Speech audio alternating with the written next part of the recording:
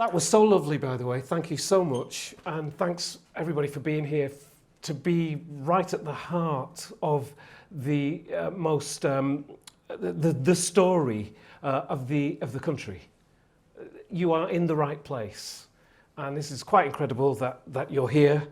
And it's wonderful that you're here. And I'm honoured as well to give this introduction. Thank you.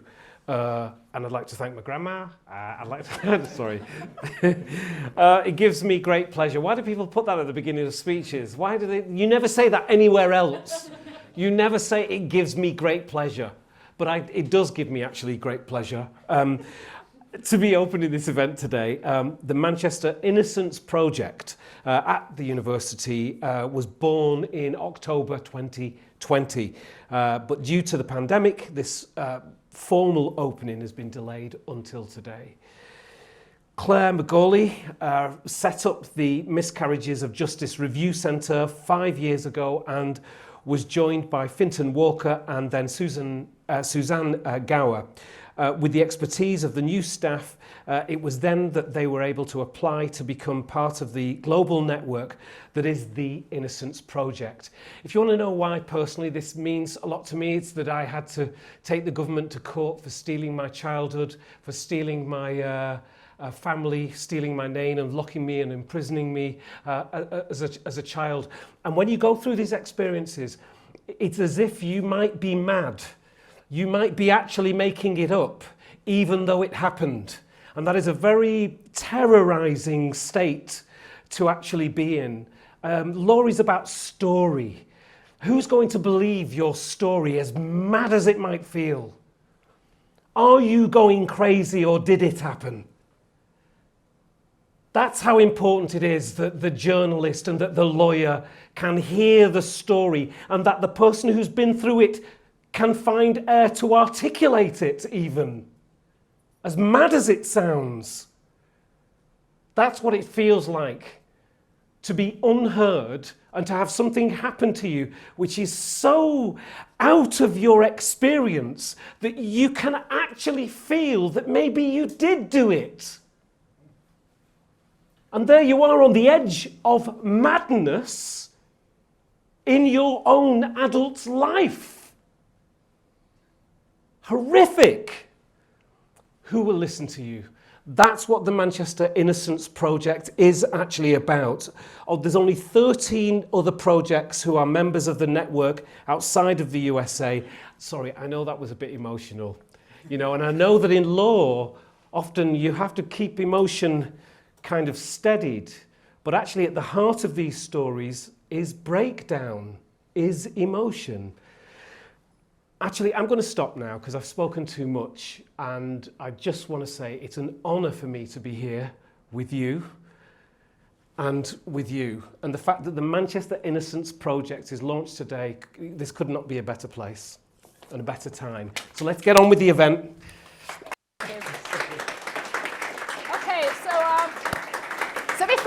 Before you stand up, steady.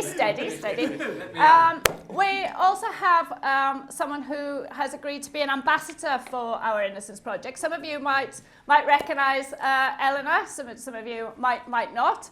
If you watched Poldark like me on every Sunday night, avidly, you'll recognise her, or many of the other things she's been in. But we're going to show you a video from Eleanor, which kind of follows on from what Len said.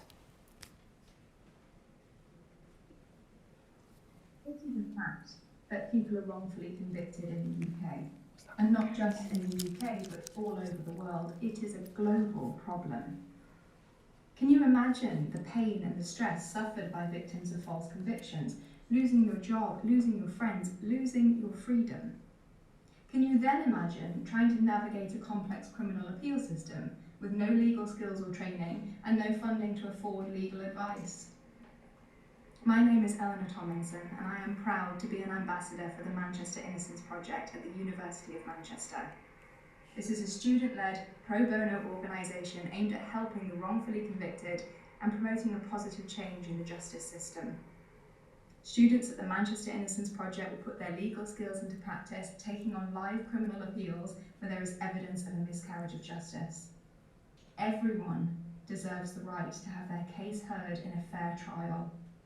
At the Manchester Innocence Project, they are dedicated to promoting justice both in the UK but across the world. So if you want to find out more about the project and how you can get involved, then please follow them on Twitter or have a look at their website. Thank you.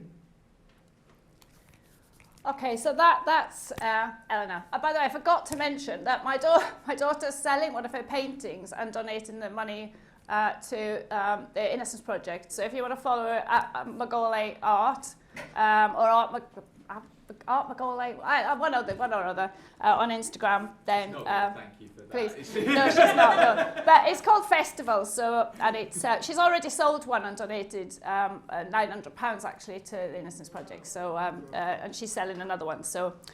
And these are my thank yous really, because I'll forget about this at the end once we've had the Q&A and so on. We are running, by the way, everything online, so I think there's about 150 people online, and the Q&A will involve people online, and my colleague Louise Hewitt from the London Innocence Project will be running the questions from London online, and I'll be running the questions in the room. But I just wanted to say a few thank yous. I've already said thank you to our Chancellor, but thank you to the speakers for coming, and thank you for everyone in this room for attending today on this very blustery February day. And thanks to my external relations team, because they pulled out the stops to do this in a really short period of time when we had the go-ahead, because we didn't know whether we could go ahead because of the COVID, but we did. And a big thanks to Maureen, Noemi, Sophie and Sarah, who are just brilliant. And the other people I want to thank are my students. I've been involved in wrongful convictions work since I myself was a student, so all of my adult life. 5 years ago? 5 years ago, yes. Yeah, it was my 50th birthday recently, so that's got quite a while. And I've never failed to be astounded by the enthusiasm and the hard work of all the students over the years that are involved in wrongful convictions work, and not just in Manchester but globally.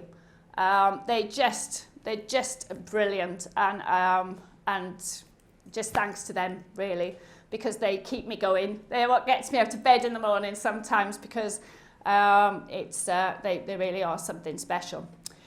And to finish off, I just wanted, before I hand it over to Nick, to read you out 2 lines from Nick's book by Seema Misra.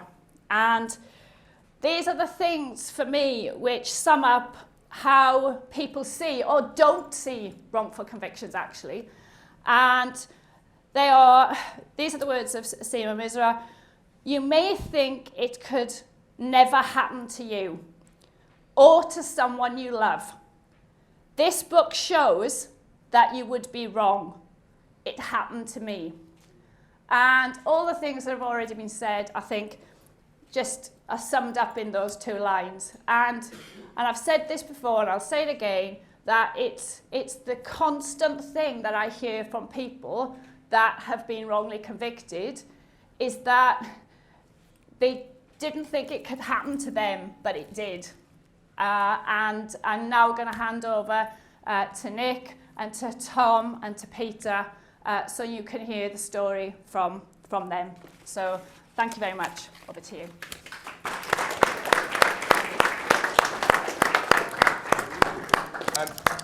First of all, thank you all very much for coming, and I'm honoured and somewhat starstruck for Lem and Eleanor. I'm very grateful to have been invited here this afternoon. It is quite daunting to speak at somewhere like this, and so I'm very grateful to everyone who's made me feel so welcome. I'm going to introduce Pete and Tom after what I've explained my involvement in this story, if that's okay, to tell you about my background.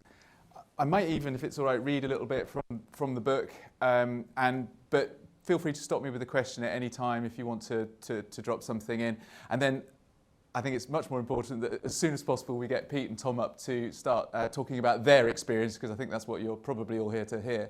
And obviously they're more than happy to answer your questions as well. So just to rattle through who I am and how I got involved with this story, I've been a journalist for more than 20 years now. I started off in the broadcast media working for BBC Oxford. I then got a job in television working for the nascent BBC Choice news service, which became BBC Three. And I always thought that I would work at Radio 1 at some stage in my career, and I realised I was getting quite old and hadn't quite managed that yet. So I made an active effort to try and get to Radio 1. I got very lucky. The BBC does this thing called internal transfers. It's really strange, but basically I got an attachment to Radio 1. I was an entertainment journalist, so I got to meet all my heroes, and that was all well and good. And then I went freelance and picked up a job working at BBC Surrey, which is how I came into contact with this story. But before I started hearing the stories of the Subpostmasters, I realised that journalism can have a purpose as well as being great fun and a great transferable skill.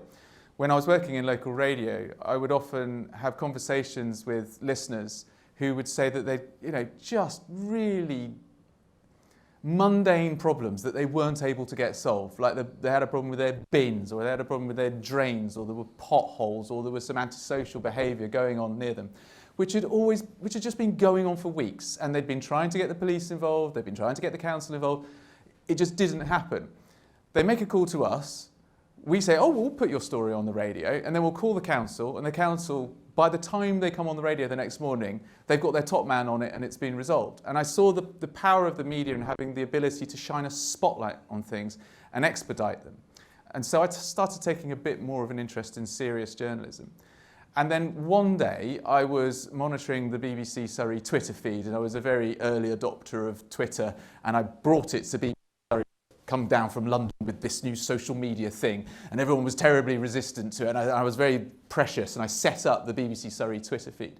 And so I used to monitor it, guard it jealously as it was on the screens when I was doing my show. And a tweet just came through from a company called Surrey Cars.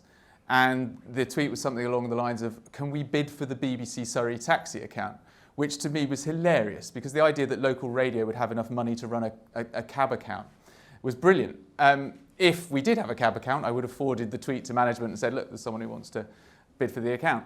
But because we didn't, I just sent something flippant back along the lines of, oh, well, why don't you come on? It depends whether your drivers will come on air and tell us their great stories, or words to that effect. And I got this one-line tweet back, said, oh, I've got a story, all right. Call me after the show. And so I thought, all right then. And Surrey Cars turned out to be run by a chap called Devinder Misra, who told me over the course of a 40-minute conversation that his pregnant wife had been thrown in prison for a crime she didn't commit. And his pregnant wife was the former Subpostmaster of West Byfleet Post Office, and he was adamant that it was down to a screwy computer system.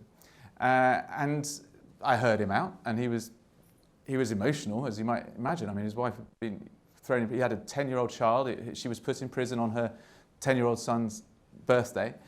And but he wasn't diverting, he wasn't erratic, he wasn't someone who I thought, this person doesn't need to be taken seriously. I was listening to him, and there was something in what he said.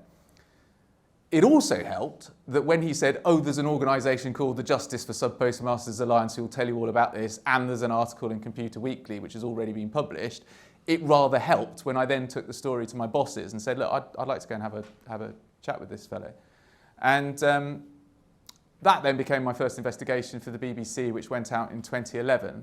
And I worked with some brilliant journalists down on the South Coast, a fantastic editor who was really committed to this story, because either Devinder Misra, Seema Misra, the two other case studies that we were able to grub up very, very quickly in our region, were lying through their teeth, or something really, really serious was going on. And they didn't seem to be lying through their teeth. They seemed to be genuine, upstanding, hard-working people with spotless reputations who'd never fallen foul of the law before, who had been through a criminal court process which had just destroyed them. And so I felt that this was a big story. So I did what I could to propagate it. I stuck it on my personal blog. I tried to get the wider BBC interested in it. I eventually got some traction with Private Eye, who started following the story.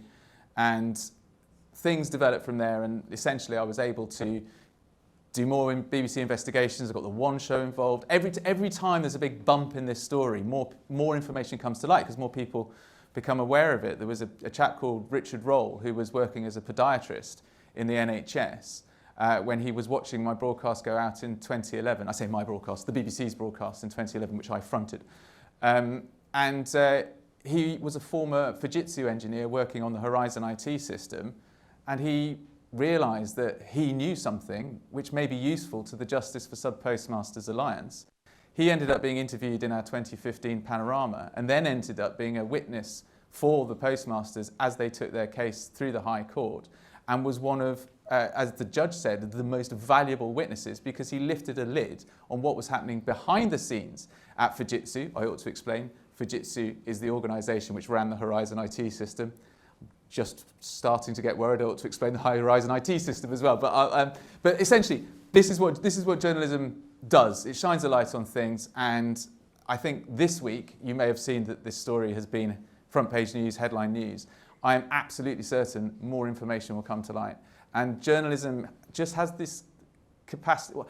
This is a horrible name drop, but I once bumped into Fran Healy in the Royal Box at an Oasis gig at Wembley, and we ended up having a few drinks together. And I wasn't having a great time of things. And he said, no, journalists are good. They're the blood in the system. They take information, they move it around, they meet people. And we have this ability to shine light on things. So journalism has some capacity in this story, but that is not to say that it's been anything like the efforts of the Subpostmasters themselves, obviously. The campaigning group led by Alan Bates, who I will show you a picture of in a moment, and the lawyers, forensic accountants, and the parliamentarians who have really driven this in the way that it needed to go. So that's me, and that's my connection to the story. Is there anyone who doesn't know what the Horizon IT system is? Or I'll tell you what, I'll give you a very quick précis, because I mentioned Fujitsu. In the late 90s, the post office and government decided they needed to automate their entire systems. They were working essentially on pen and paper accounting.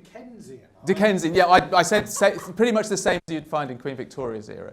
They'd do their accounts once a week, fill in this huge spreadsheet, fold it all up and send it off to the post office to have it put into the records and checked over. So this automation was seen as a big bang, essentially, for the post office network.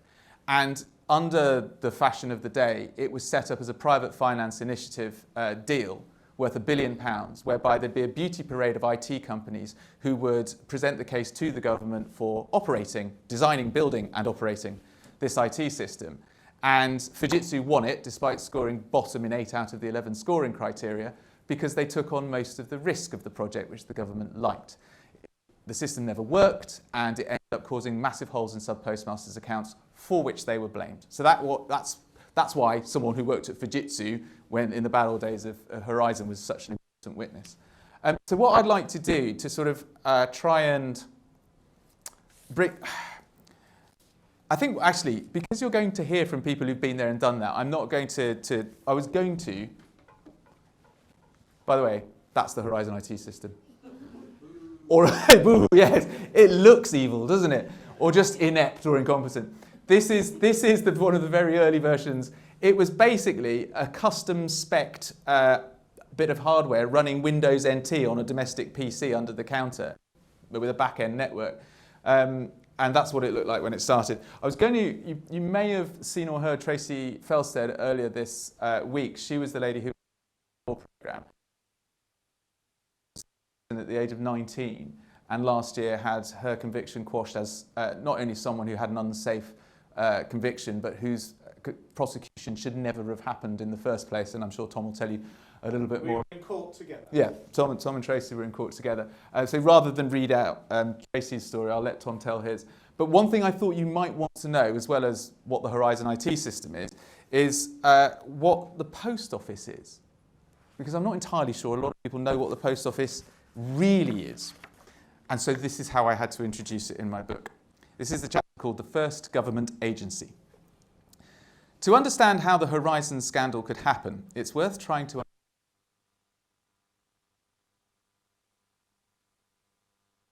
some sort of concept of the post office. Depending on where you live and possibly how old you are, that concept will vary. The image of a middle-aged husband and wife team running a village branch as their last job before retirement still just about holds true, but the network has changed significantly over the last 20 years. There are now hundreds of busy suburban outlets in the hands of limited companies or entrepreneurial sub-postmasters with multiple branches seeking profit in economies of scale. In recent years, the Post Office has also retreated from many of its imposing city centre Crown Office buildings and chosen instead to inhabit the basements and back ends of newsagents and stationery chains. Unfortunately, a down-at-heel shabbiness characterises many post offices. In 2018, the journalist Patrick Collinson wrote an article for The Guardian entitled, "How did we allow our post offices to become so grotty?" You only have to drive by a few urban branches in large cities to see what he means. Yet the post office still holds, and undoubtedly trades off, a unique position. In the alleyway behind my house, there's a wooden telegraph pole. Carved into the pole at just about head height are the initials GPO. Does anyone know what that stands for? General Post Office, well done, Lem. A brand which predates the Industrial Revolution, the British Empire, and indeed Britain itself. Does anyone know when Britain was created? Go on. I'm slightly deaf in one ear at the moment. Go on. Have a shout, I guess. 1700. 1707 with the Acts of Union between Scotland and England. There's been a Master of the Post since Henry VIII's time, and in 1660, so 47 years before Britain was created, Charles II approved an act for erecting and establishing a post office, which created the role of Postmaster General and a general post office so that speedy and safe dispatches may be had. The General Post Office formally survived as a directly controlled government department until 1969. But the Post Office isn't just old, it's everywhere. During the 1800s, the Post Office's activities grew exponentially on the back of huge railway expansion, democratising long-distance communication and accelerating Britain's capacity to conduct business between its great cities. 19th and 20th century developments in telecommunications, telegrams and then telephones, were monopolised by the GPO, which required thousands of operators and engineers to keep these new technologies going. By 1936, the Post Office, along with its glamorous liveried sub-brand, the Royal Mail, was the largest employer in the country with 250,000 staff. The Post Office, as a concept, is therefore more than just a retail presence on the high street. It can legitimately be said to be the oldest government agency, and at least until recently, the main physical interface between the British state and its citizens. Even now, Post Office paraphernalia retains certain romantic associations which are bound up with concepts of national identity. Think about images of penny blacks, post boxes, mail trains, switchboard operators, postcards and telegrams. The apparatus of the network state has been lionised in poetry, literature, film and television. More often than not, they were presented as symbols of British greatness, representing notions of trust, efficiency, stability and security. But the Post Office's eternal presence has been preserved by something with an altogether more sinister edge. As well as being part of the fabric of the nation, the efficient and secure operation of the Post Office is protected by its proximity to power. Interrupting or defrauding Post Office business comes with severe penalties. For most of the last 3 centuries, the Post Office has maintained a specialised investigative unit. This unit, I can never say investigative. I had to do the audio book the other day. When you listen to the audio book, you hear me go, investigative. A specialised investigative unit. This unit has direct access to the criminal justice system through the Post Office's in-house prosecutors. In fact, the Post Office Investigation Branch, known by the start of the 20th century as IB, is the oldest recognised criminal investigation force in the world. It predates the police. In the 18th and 19th centuries, postal workers caught stealing from the mail could expect to be hanged. The Post Office Museum website proudly states that the investigation branch has worked to detect offences against the post and prosecute the perpetrators. These could be highwaymen, robbers, clerks or delivery boys, or even spies. During the 20th century, IB personnel worked with the security services to identify mail sent by internal subversives. When suspicious letters reached Royal Mail sorting offices, they would be picked up by IB security staff and taken to the first floor of the post office's headquarters in St Martin's le Grand near St Paul's Cathedral. Here, technicians would carefully open the letters and photograph the contents.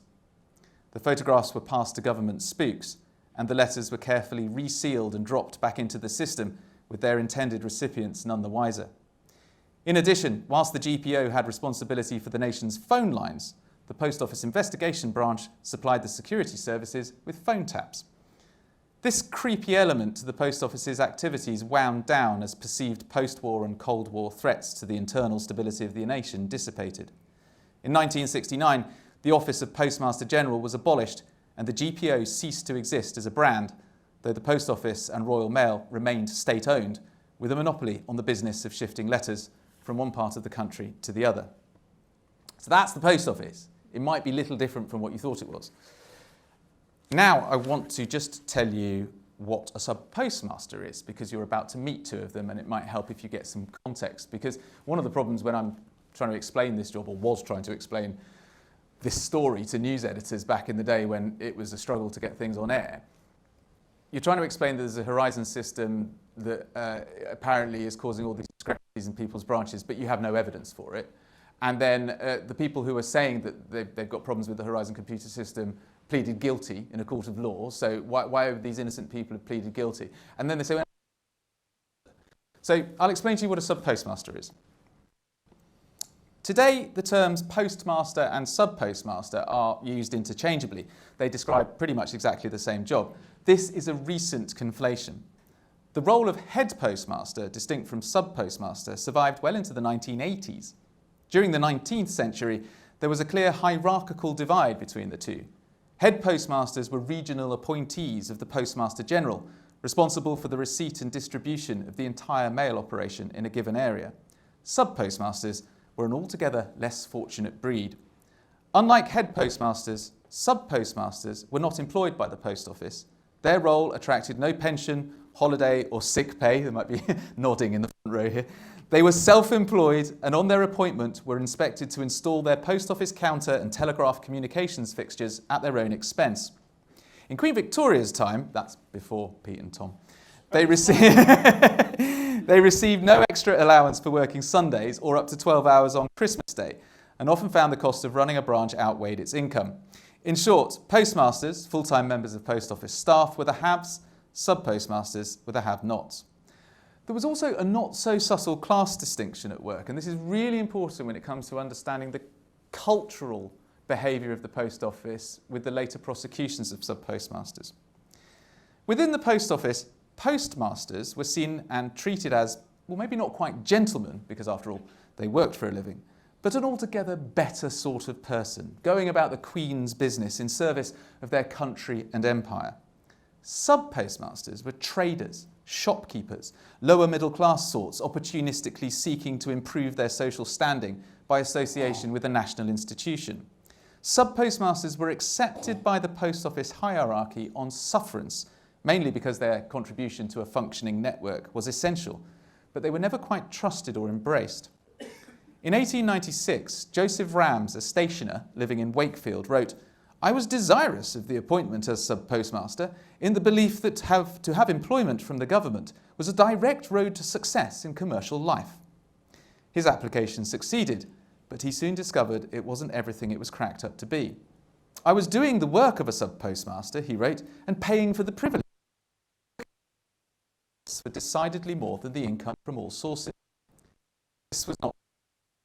In 1897, aggrieved sub-postmasters led by Rams formed a trade association, the National Federation of Sub-Postmasters. Campaigns, threatened strikes, and wider social advances led to some improvements in working conditions, but the lot of a sub-postmaster in the first half of the 20th century was not a happy one. In the 1950s, after substantial lobbying, the government awarded sub-postmasters a series of salary increases. For the first time, it was just about possible to make a living. The hours were long, and you had to be a savvy retailer, but there were perks. You had a government stipend, your retail business got plenty of footfall, and as a holder of you became a visible and respected pillar of your local community. Throughout the technological and retail revolutions of the 70s and 80s, branch sub-post offices barely changed. So long as their biggest client kept putting their way, for example, pensions, tax discs, housing benefits, social security stamps, and as long as that gave the general public an incentive to regularly visit their local post office, which it did, a sub-postmaster could make a difference. During the latter part of the 20th century, the National Federation of Subpostmasters seemed to spend a lot of their lobbying efforts resisting initiatives which could take government business away from their members. To run a profitable business, sub-postmasters needed to be the middleman between state. Occasions trading on their central importance to the high street, they won the argument with both politicians and the public. Despite this, and despite the official abolition of head postmasters at the end of the 20th century, the post office's cultural snobbery towards and lack of trust in their sub-postmasters never quite disappeared.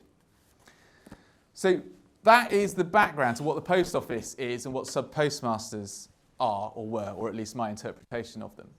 And I brought you up to the point at which the Horizon system was introduced. I don't really need to tell you much more about the fact that the system didn't work, other than by creating these holes in sub-postmasters' accounts, there was an imbalance of power which the sub-postmasters had absolutely no chance with when it came to defending themselves. If a sub-postmaster had a hole in their accounts, the post office took the view that that was their responsibility. Unless the postmaster could prove that it wasn't their responsibility, the post office treated it as a debt. And if you didn't pay your debt, you lost your job as a sub-postmaster. And if the holes in your accounts became too big, or you did something to try and keep your business going that the postmaster disapproved of, they would take you to the courts and prosecute you for variously fraud, theft, or false accounting. Because of that cultural snobbery towards postmasters, the idea that they can't be trusted, and because the post office had their own investigation function and their own in-house prosecutors, so they bypassed the CPS and the police in terms of investigation and prosecution, the post office were allowed to essentially railroad its own staff through the criminal justice system on what I've described as an industrial scale for a period of years. For between 2000 and 2014, they prosecuted well over 950 people and think that 736 of those criminal convictions were secured using Horizon evidence. So they would say, well, there's nothing wrong with our IT system, so you explain where these holes in your accounts have come from, because we believe you've stolen the money. And these people had absolutely no chance. Some managed to get forensic accountants or IT experts to challenge their prosecutions in the courts, and then the post office used its trump card, disclosure. It refused to give the evidence that was needed to these IT experts that would allow them to do a proper investigation into the IT system. It held all of the power, all of the money, and it held all of the information. And it kept on prosecuting in the face of a growing body of evidence from masters that these prosecutions might be unsafe, or that at least the IT system was not all it was cracked up to be, because its entire business model was dependent on being able to recover money through the courts and with menaces from individual sub-postmasters. Because of the relationship between Fujitsu and the post office was something of an echo chamber. You had Fujitsu, which had 30 people working on shifts to keep the Horizon IT system working. It would trigger fines under its service level agreement were the post office to become aware of glitches and service interrupts that were happening, or at least of a certain level. The whole system falls over, you can't avoid it, but you have to keep the show on the road. But often, glitches and problems that were raised to them by sub-postmasters through the Horizon support line were not informed, the post office weren't informed about them. Fujitsu would keep their show on the road by fixing things on the fly and tell the post office that everything was fine and hunky-dory with the IT system. The reverse of that was that if the post office was told by a sub-postmaster or a group of sub-postmasters that there was a problem with the IT system, it would actually cost the post office money to ask Fujitsu to investigate it. So the post office had a vested interest in believing there was nothing wrong with the IT system, and Fujitsu had a vested interest in telling them as much. It was far easier for them to put all the business risk onto the individual sub-postmasters and say, pay up, sunshine, or you're going to lose your livelihood. Because don't forget, postmasters don't just get a job, they have to invest in their business. So their entire nest eggs, their entire pensions, their savings over years of working in other companies and working for themselves were put into buying this perhaps one last business before retirement, or a network of businesses. And the Post Office could remove the job of Subpostmaster from them without giving a reason within 3 months' notice. So that's the Subpostmaster's bind. I think I've gone on for far too long. If there's any questions before I get our special guests, then please fire them at me now. But we are going to sit down and have a proper chat, so if there's anything that occurs to you during our conversation. But if there isn't anything, I think we ought to introduce you to our honoured guests. Now, I was obviously absolutely thrilled to be asked along to do this. And when Claire said, oh, do you want to ask any Subpostmasters if they want to come along as well? It was all done entirely on spec, and I'm deeply grateful to both Pete Murray and Tom Hedges. These are two people who've really, really been through the mill and have somehow survived to come out the other side with some fascinating insight on their experiences. So if you wouldn't mind coming up to the front, gents, this is Pete Murray and Tom Hedges.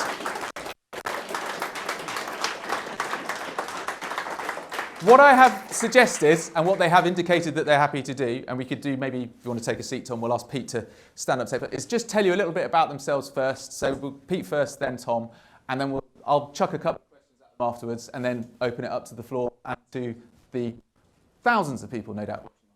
So off you go, Pete. Hello, can you hear me okay? Yeah, you go.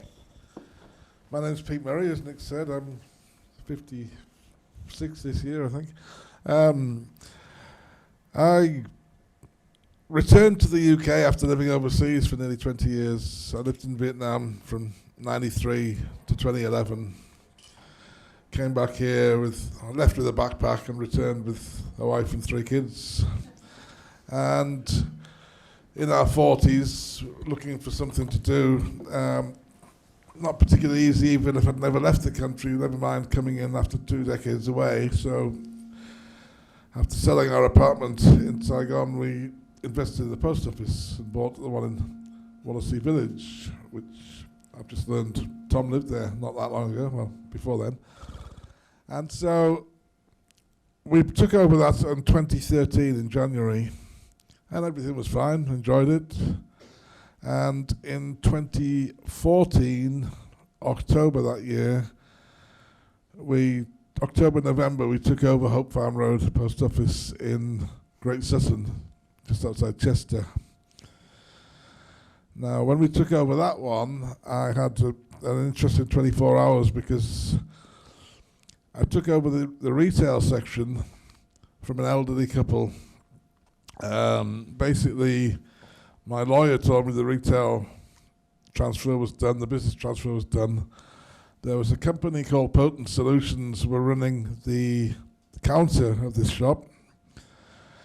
I was at a training event for Post Office inside Anfield Stadium that evening, and I was on a flight out of Manchester Airport at stupid o'clock the next morning to go and lead a tour. And so we didn't take over the actual post office until about a month later after I come back from China. And so I'd been remotely watching the retail part of my new shop whilst on the road. And then when I returned, I took over the whole shop. It was only then that I learned that the elderly couple who'd sold me the post office, which I was sold it as part of what Post Office called the network transformation, which was, they took £2 billion of government money, told postmasters, we're going to be downgrading your income, you will lose the core tier payment, but you will get higher payments per transaction. Now, for some post offices this may work, but others don't, because they're all so different across the country. And for some postmasters who didn't want to take on the network transformation, they were encouraged to take a buyout from Post Office and leave the company. And the new postmaster coming in would be able to buy the Post Office cheap and then invest in some of the renovations which would be done. So I bought this post office from Mr. and Mrs. Griffiths for £1. And then I and Post Office would pay £40,000 to do the makeover. And so It was only after I returned and started working on the post office counter with the staff that I inherited that I learned that Martin Griffiths had taken his own life. I also didn't really hear very much about the discrepancies and problems that he'd been hiding. It seemed to me that the staff member thought Martin was a bit loose and not very good at his job as well, how she spoke to him at times, that he was an alcoholic and other things like this. I also had some customers tell me that he wasn't a very friendly man, he was a grumpy man. Since then I've heard the same things said about me from the same branch, and now I know exactly why, because I know exactly what Martin went through. I was also drinking quite a bit by the time this stuff took off. And so yeah, we started having occasional losses, £1,000 here, £2,000 there. And to operate on a monthly basis, you have to roll over the stock, as in you complete a balancing period and sort of reset to zero again, if you like. So the books have to be balanced for you to start work tomorrow after finishing today, with no debits or credits outstanding. So if there was money owed, you would put it in yourself. And so this started happening more frequently. I borrowed from a friend, I borrowed from my father. I was on the phone to post office asking for help, and they sent various different ways. I paid them about £5,000 from a debit card. I got a further overdraft from the bank, and then post office agreed to take £1,000 a month out of my pay. This reached too much to be able to sustain itself. The other problem here that I haven't mentioned is that after we'd moved back here and my wife was operating our post office in Wallis alone, that branch didn't have any discrepancies. And so I couldn't really tell her how bad it was at Hope Farm because she wouldn't believe me. In fact, she didn't. On the occasions I did tell her, she would tell me that it was the staff, which is also what Post Office Security told me over and over on the phone when I rang for help. Don't trust your staff, don't trust your staff. The lady I inherited had worked there for over 25 years. Over 20 of those years on the post office counter. The initial 5 years she worked in the retail, out in the front. And so the fact she was 20 years experience on the post office counter and working alongside me, and I'd done a couple of years in Wallis before coming to this one, I knew it wasn't her. I really did. And so it got to a stage where I put it on the market to sell it at the going rate, which would have made me a profit on what I paid for it, but that's not the point. And a couple came with interest to buy it. So I called Post Office and said, look, I'm struggling to pay you these payments back, but I think I've got a buyer. That was on the Thursday. Another thing I should point out is when Post Office do a standard audit, as in when you're starting work there, it's just one person comes along because that's all it takes to count the stamps, count the stock, count the cash, check it off against the system. One person could do that. So I told them on Thursday, I think I've got a buyer for my branch, for the one that's causing the trouble, not the one that's fine. Monday morning, 5 auditors landed on my 2 branches, 2 in Wallasey, 3 in Great Sutton. Now I know from experience and from other people's comments that Post Office do that to intimidate, absolutely. They send 5 auditors, 3. The 3 who came to me at Hope Farm, obviously, that's all I saw. My wife saw the other 2. They weren't very polite to her, but I didn't see much. The ones who were with me, they were a disgrace. They spent the whole morning just chatting because, as I say, it's one person's work is all it needs. A couple of hours, one person could audit a whole post office. So 3 of them were there for 3 hours chatting amongst each other about the company cars they've just got, or just choosing their new company cars, the holidays they've just taken. They're also slagging off a guy in post office who'd done the network transformation in my other branch. They don't know that I know him. I didn't like him particularly, so I've never told him, but I could have said, you should hear what these auditors are saying about you. So they were just bitchy gossips. But basically they rang my contracts manager, which is amazing because any time I ever tried to call or email him, I got a voicemail or an auto reply. Anytime I've been with an auditor ringing him, they get through right away. Every time.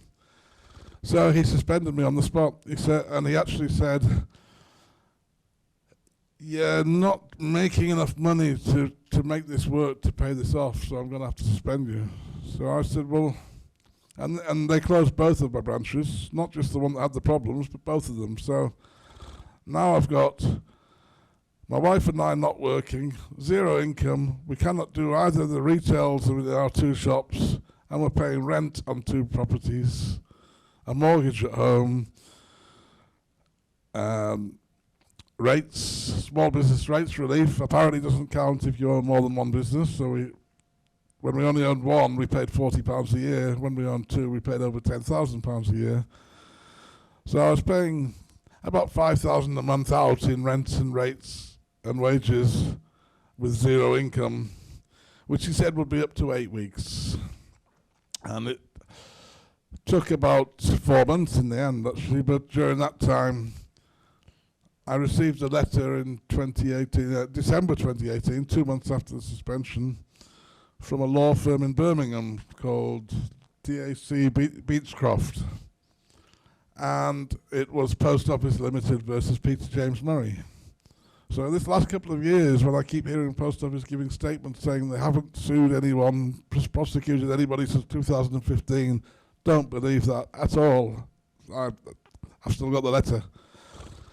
Luckily, as this thing had been going on through 2018, what had happened was Mark Baker, who used to be with the Federation of Subpostmasters, had moved to the Communication Workers Union and set up a branch specifically for postmasters. Because officially we can't join a union because we're self-employed.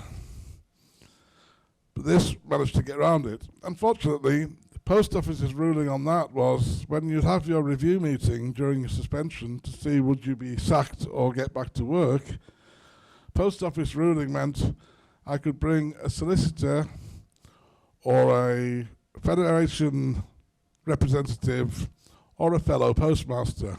I was not allowed to bring a union representative. The Federation had formerly been a union, no longer is.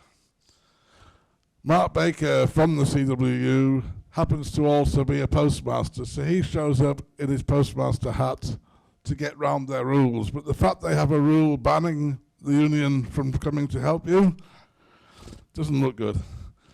So Mark Baker and I, in the meeting with my contracts manager, agreed that I would be able to go back to work, but I would still have to repay the money over time.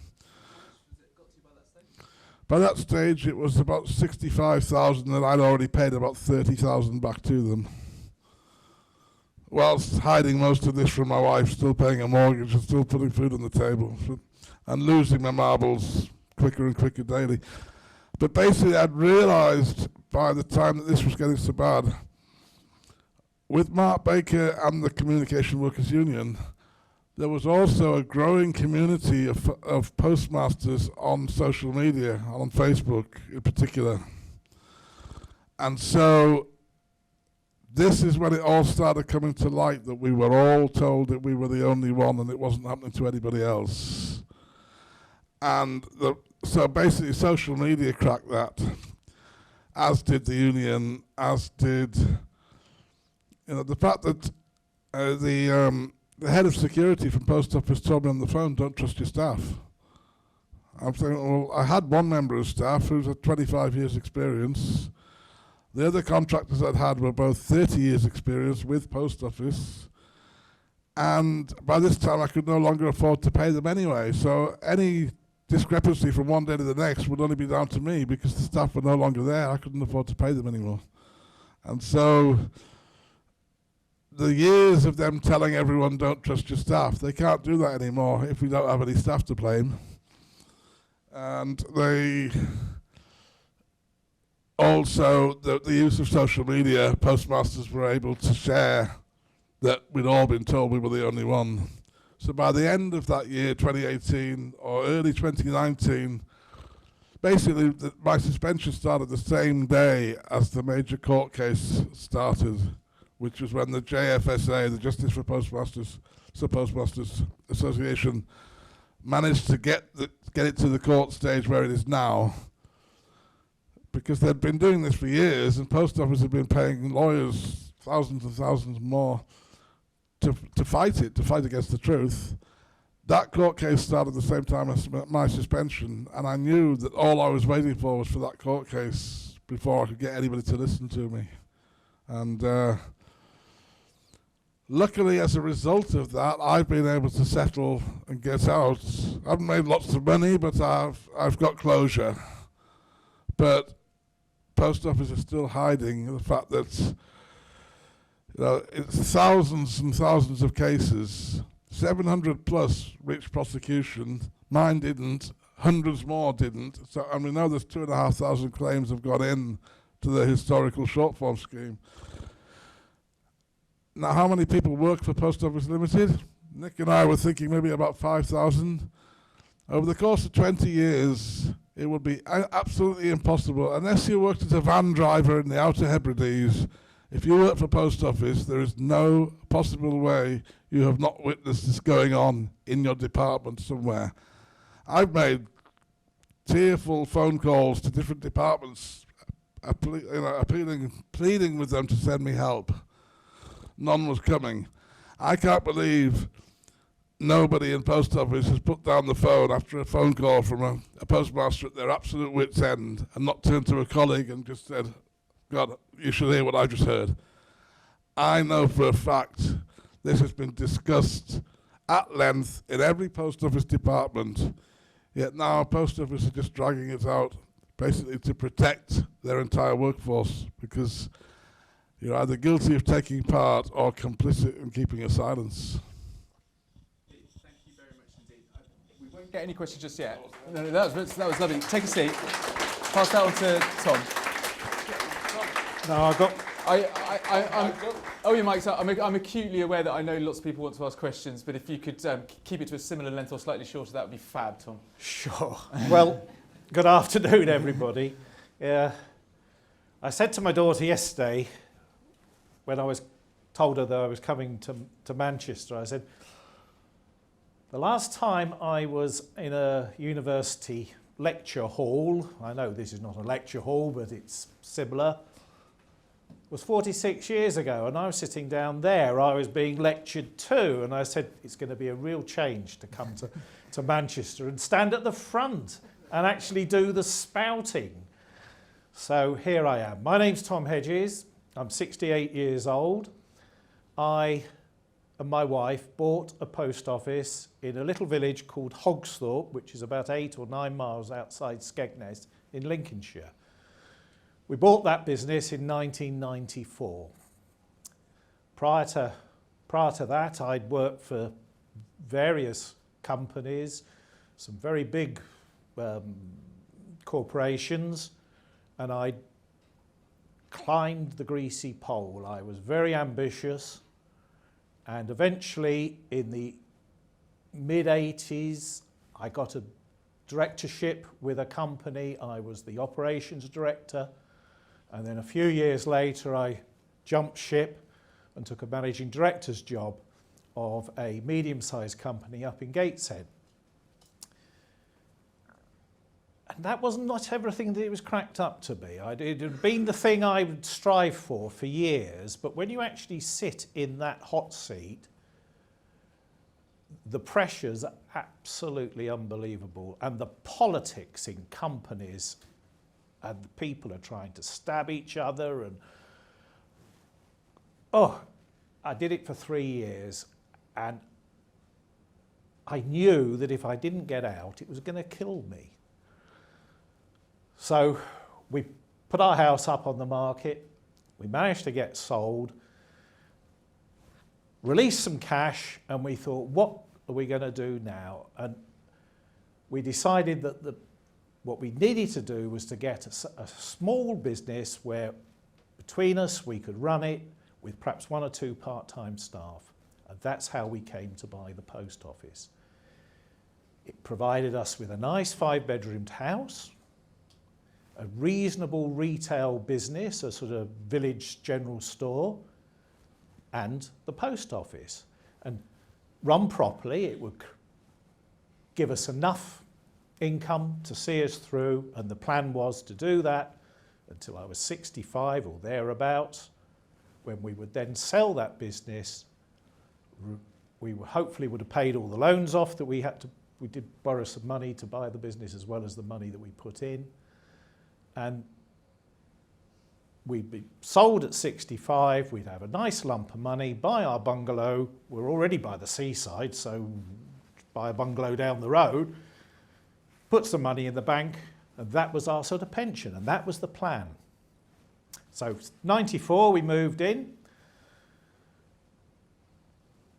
In those days, this is pre-Horizon, and I said when Nick was talking, the accounting system the post office used was positively Dickensian.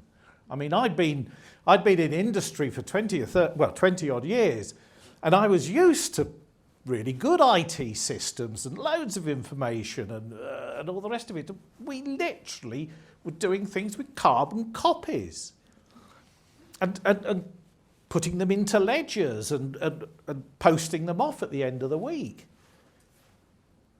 So when they announced that they were going to computerise the office, I was all for it. I thought it was wonderful. I said from day one that this is what we need. We were one of the very first offices in the country to get the Horizon system. We were in the first, they called it a tranche. We were in the first tranche of the rollout, and about 30 offices in and around Lincolnshire were presented with this equipment. And quite frankly, it was brilliant to start with. But as they did the second and third and fourth tranche and more offices came online, I started to see little problems. 50 quid missing here and 80 quid missing there. And your post office contract that you sign says if there is money owing to the post office, you are responsible for that. Similarly, if it goes the other way, you can put it in your pocket. It never went the other way. It never went the other way. So 2 or 3 years, every so often there'd be 50 quid, 80 quid, 100 quid. And it would get up to about £2,000. I would call the boss. I was lucky at that time, you knew who he was, or she was. And you made an arrangement to pay this back, which Pete alluded to, so much a month out of the remuneration that you were given for running the branch. That happened on 3 occasions. On the 3rd occasion, we got hauled down to an area office and some bigwig came over from Derby, who obviously was, well, the way the staff were reacting to them, they obviously were nearly God, because bow and scrape, I've never seen so much bow and scraping going on. And it was put to us that this has got to stop. And we said, well, yeah, it's costing us lots and lots of money. We had one member of staff that worked in the post office, other than myself and my wife. And they said the same thing. It'll be her. So, unfortunately, we sacrificed her. We didn't believe she was, but to make sure that the post office, we'd done what we'd been told, that poor person lost her job. So, if you see the ramifications of this is not only the Subpostmasters, but the people that work for Subpostmasters. You had to fire some people. It never got any better. In fact, in 2008, 1 month when I balanced, £8,000 had gone. So I did a lot of shouting and screaming, and at that point I had no idea who my boss was, because Post Office reorganised their middle management and didn't bother to tell us, the workers, who was in charge. And eventually I did find out, but it took me a month to find out who my boss was. That's how good the middle management, or the management of the Post Office was back in 2008. And we had another of these big meetings, and I agreed that I would pay this £8,000 back in stages. And blow me down, a year later, I do the books again. This time there's £10,000 missing. And I thought, well, I can't go back. I can't do it. So I hid it. If you're clever enough, you can hide these things for a time. And I hid it. I don't mind admitting it, I hid it. But we put the post office and shop up for sale because we just had had enough. We thought if we can get a sale on this, out of the money we could, when they do the final audit, when you change over from one owner to a new owner, the discrepancy will come to light, we'll be able to give them the money, at least we've come out clean. But before we could sell, auditor arrived one day to find that £10,000 had crept up to 23,500. I knew it wasn't there. The moment they walked through the door at 8 o'clock in the morning, my heart almost stopped because I knew that was it. It was up. I couldn't hide this. By 9:15, they'd found it all. By 9:30, I was suspended. 3 weeks later, I was called to a disciplinary meeting. I had to drive all the way to Doncaster for that, about 80, 90 miles from Skegness. I was summarily dismissed and told that the fraud department or the investigation people would be in contact. About another month or 6 weeks later, I had to go back to Doncaster and I was interviewed under caution, and they must have asked me or put it to me 20 or 30 times, you have taken that money, haven't you? You have stolen it. And every time I said no. And every time I said, it's the computer system. I said, I'm sure this is happening elsewhere. Oh no, Mr. Hedges. You are the only branch where this is happening. You're the only person saying the computer system's wrong.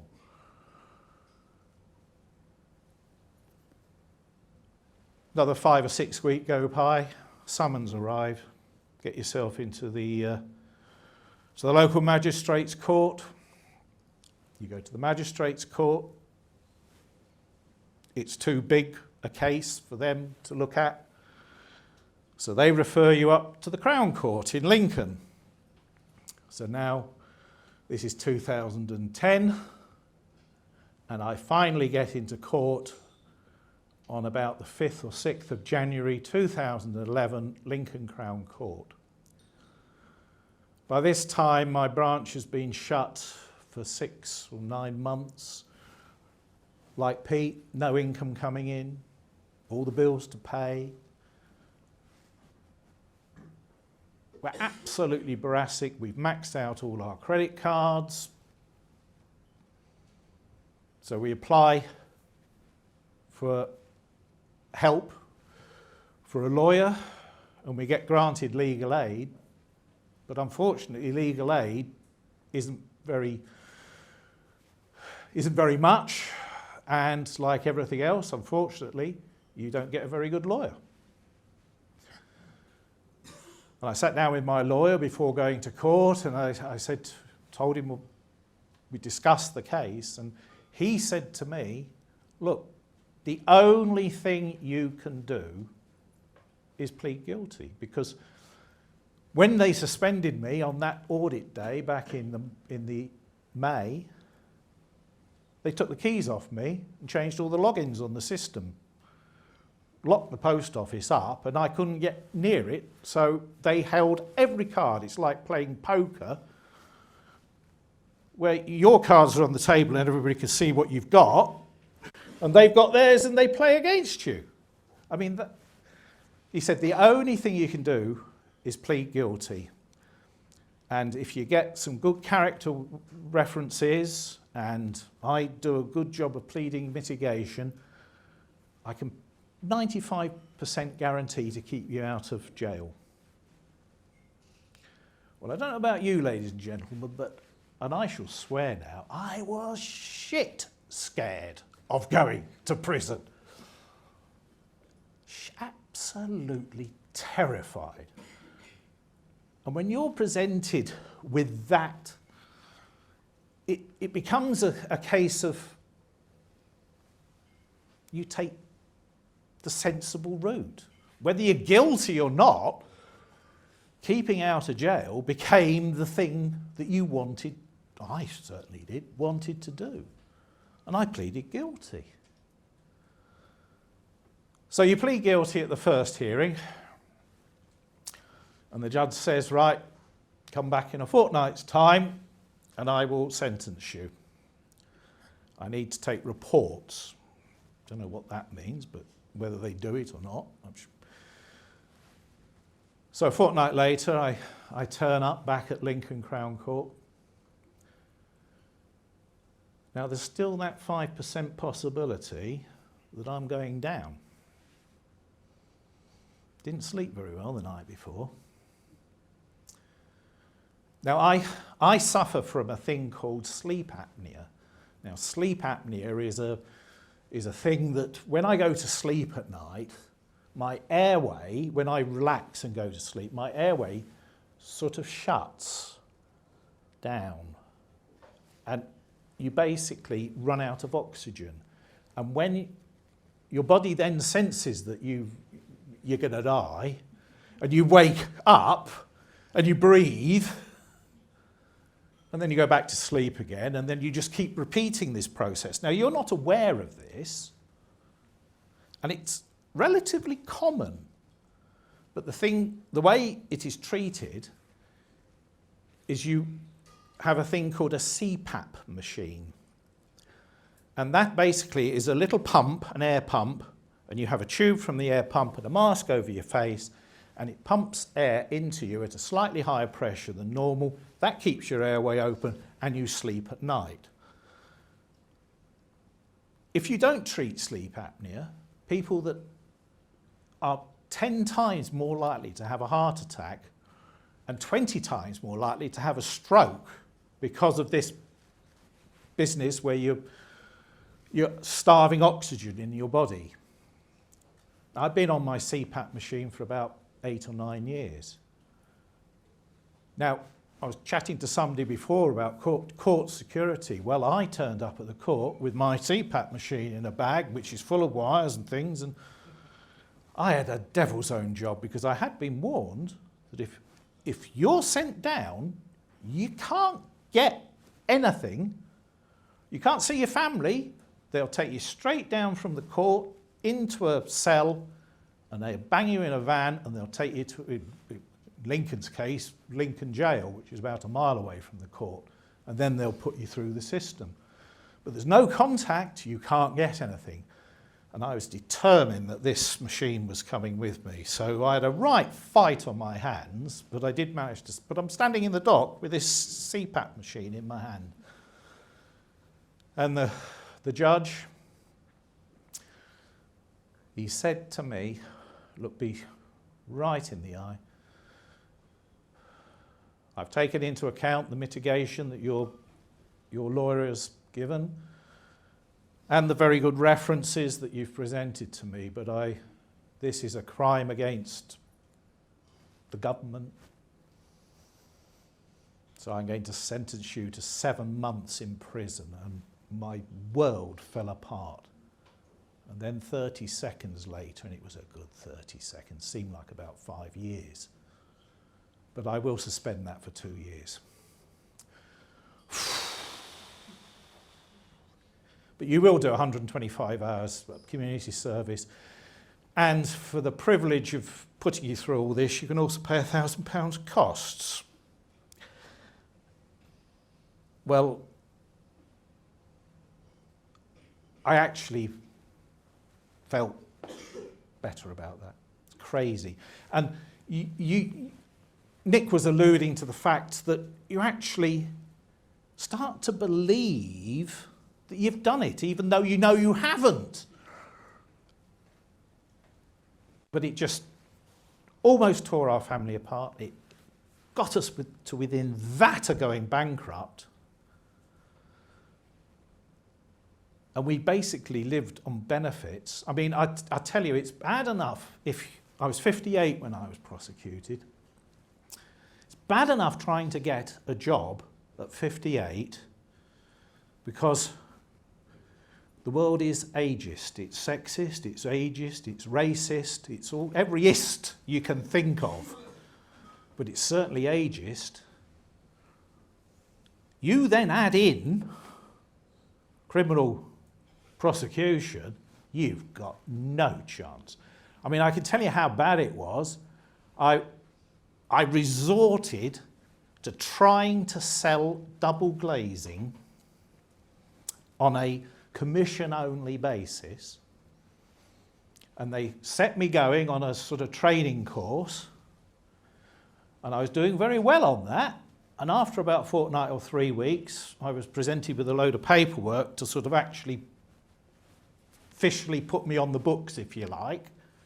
One of the questions, have you got a criminal record? And you have to say yes. They wouldn't have me selling double glazing. I mean, for goodness sake, double glazing salesmen are pretty much the lowest of the low. But they wouldn't even have me doing that. So it meant that myself and my wife had to live on state benefits. We lost our house. We had huge debts. We had to set debt management plans up to pay off debts. And it was rough, blinking rough. So, yeah, that's my story. And just because I know that time is short, but I know that a lot of people here are deeply interested in miscarriages of justice and getting convictions overturned. Could you give us 5 minutes on your experience of getting the process? Absolutely. How you came into contact with, was it the CCRC? Yeah. Well, first of all, after it takes you a while. It took me 6 or 9 months to sort of get my head around the fact that this had happened to me after I'd been convicted. And I was sitting at home one day and there was a huge box of paperwork all to do with all this. And I got the lot. And I went in the garden and I burnt it. Burned all the paperwork. I just had had enough of it and I wanted to move forward. I'd no sooner done that than I learned about an organisation called the JFSA, which is the Justice for Subpostmasters Alliance, which Nick alluded to before. And this was a grouping. It started off with just perhaps about a dozen, and slowly but surely, by word of mouth, we ended up with about 550 people who were in the same boat as me. And we'd all been told the same thing. You're the only one. We started to meet. I met you first time in a village hall in the middle of Warwickshire in about 2012 or 13, something like that. 2015 by that stage. Was it? Yeah. And there was hundreds of people in this room, and they were all had the same story as me, various versions, but it was the same basic story. Eventually, we managed to get the post office into court in 2018 in a group civil action, 555 of us. it was such a complicated case that the managing judge, Justice Fraser, said it would be split into at least 3, if not 4, different sections. The first thing they did, first trial, took about 9 months, something like that. They were only 4 weeks trials, but they had such a long lead into the judgment. They had a long lead in. And sorry to break up your flow, but were you registered with the CCRC, the Criminal Cases Review Yes, Commission? So because of GFSA, I realised that I needed to have my case looked at. So I signed up with the CCRC, Criminal Cases Review Commission. That would be about 2016, I think. And they said basically they wanted to hear what happened with these civil actions. So we won the first case, the first action, and then we went into the second one and we won that. And basically at the end of that, the post office caved. Having spent something approaching £40 million, I believe, in your money, by the way, you know, taxpayers' money, to hide the truth. Once we got that judgment, then the CCRC got cracking and recommended that mine and, well, I was in the first 39 to have my case put before the High Court, and they recommended that we all would be acquitted.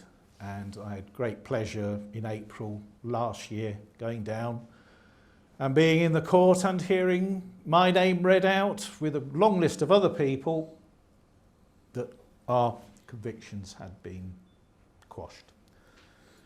And then, of course, you see the fabulous picture of me with, that's me. I was slightly happy on that day, just slightly. So yeah, I mean, the CCRC, I got to say, did me proud, and from the time I registered with them, I used to get at least a monthly or bi-monthly update from them. I got a great file at home of letters that used to come. Basically, they would just say, we're still investigating. But eventually, they realised, and it was all down to those 2 civil actions that we took against the post office. So that's... Brilliant, Tom. Thank you very much. Thank you very much. So what you've essentially had between the 3 of us is a concatenated version of this story. There are huge gaps, and I don't know, Claire, whether you want to come to and start. Yeah, I just need a microphone now to questions, really. I think you need to keep that for yours, so I'm just going to get another microphone. And anyone, we'll start in the room for questions, and then, we've got a question already, and then we'll go to a question online. So Louise is ready.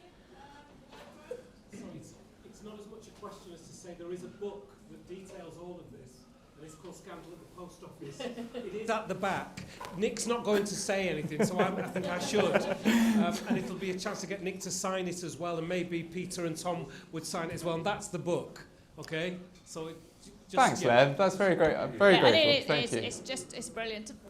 Brilliant book. Just don't read it on the train like I did, and start weeping in front of people openly. But, Pete has a chapter to himself in the book, and Tom is quoted with his bottle of Prosecco. What he said on the steps of court are captured in the book as well, whilst he was holding his bottle of Prosecco. Okay, question. Anyone with a question? Oh, we've got a question. Yeah. I just wondered, what is actually wrong with Horizon, and are they still using it at the post office? Why does it not work? If you buy my book now. When I was when I was a journalist, trying to find out what might be wrong with Horizon, I was constantly trying to get someone on the inside who would explain it to us. And Richard Roll was the first person who did. And then when it came to late 2020, a chap came out of the woodwork who claimed to have been a development manager on the system just before it went live. And after checking him out a number of times, I went to meet him and recorded an on-the-record but anonymous interview with him. And he was brought in to troubleshoot the system because basically the government had said, right, we're going to roll this out. And it was Fujitsu have to get it ready. And all they wanted to hear was that it was ready, and all Fujitsu wanted to tell them that it was ready, but it wasn't ready. It didn't work. And his fundamental problem with the system, because he came in and basically did a proper sort of triage of it, of what was wrong with it. He said that it was sold to the government as a prototype, and instead of what they should have done, as what any apparent IT system does when they win a contract, is get rid of the prototype and start completely from scratch. He said they built willy-nilly on top of this prototype without any proper data protocols or any proper project management. And so you had at the heart of this system a cash writing system, which is the most fundamental part of any financial IT system, which didn't work. He said they could not get it to work under test conditions. And yet, and he sort of said to his bosses, you cannot roll this out into the estate, the post office estate. It was, at the time, it was described as the largest non-military IT system in Europe. And they said, well, we've got to roll it out, so you go and work on something else and we'll get it out there. So they rolled out a system that didn't work into the network. It couldn't add up. And what I say in the book is that we should stop thinking of computers as glorified calculators. They're not. If you want a 100% accurate system, you have to have 100% accurate software, 100% accurate communications, 100% perfect hardware, and 100% perfect end-user environment. Now, if you've got a small IT system, you're going to have an error in there somewhere, because every KLOC, every 1,000 lines of code, the minimum industry standard is about 1 error per KLOC. That's what they expect each line of code. If you expand that to 10 million lines of code, how many errors are you going to have? And this system, as Richard Roll said, it was so vast that things were remotely communicating with other parts of it that had never been in contact. These software programs hadn't even been in contact before. And then they bolted a load of other systems onto it as they started networking with energy companies and banking and things like that. So there were all sorts of things that could go wrong with this computer system. The only thing you really need to know is that the post office believed it was perfect. They believed what Fujitsu was telling them, that it was perfect. And they acted on that belief to prosecute people.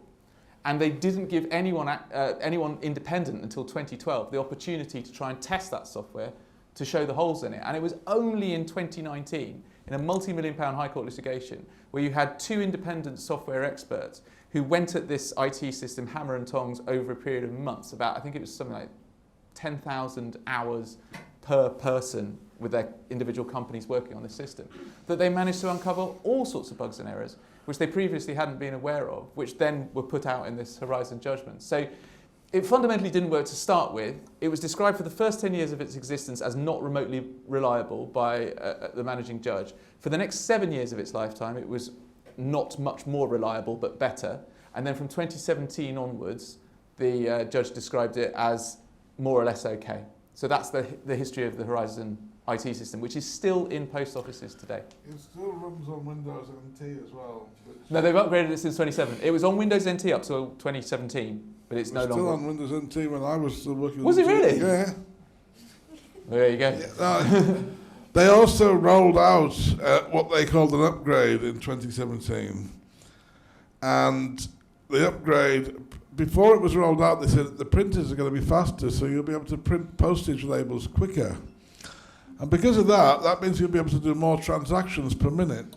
So because of that, we're going to give you less pay per transaction.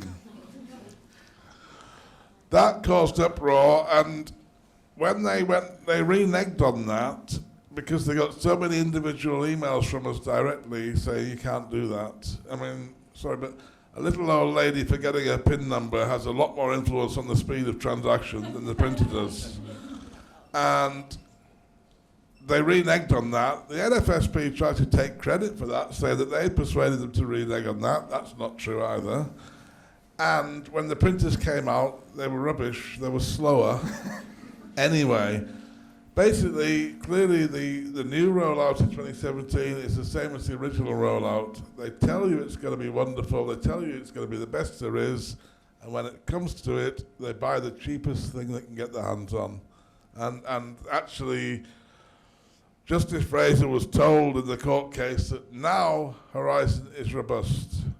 It isn't. It's no better since the rollout of the new stuff. In fact, it's actually quite probably worse. well, neither me nor Justice Fraser was an end user and Pete was, so I'd listen to what he has to say about it. I've got an email I sent to Amanda Jones only 2 or 3 years ago with photographs of a frozen screen, which I was getting a lot, because it's also now established Hope Farm Road, it was the phone line that was causing the problems, and they're trying to hide that.